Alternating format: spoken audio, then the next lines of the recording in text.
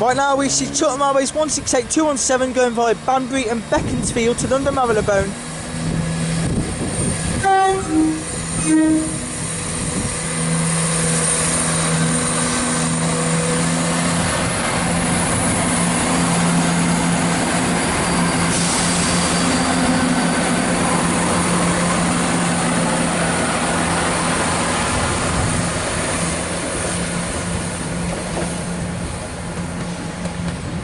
Once again, 168217 going to Beaconsfield and Banbury. In fact, it's the other way round to London Marylebone.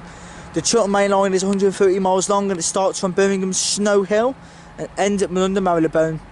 Some services in peak hours end at Kidderminster and Stourbridge Junction to allow access for the West Mids to get a direct service in the morning peak and the evening peak on weekdays. However, you do get the odd peak service on a weekend that goes to Kidderminster or Stourbridge with Chiltern, but mainly Kidderminster.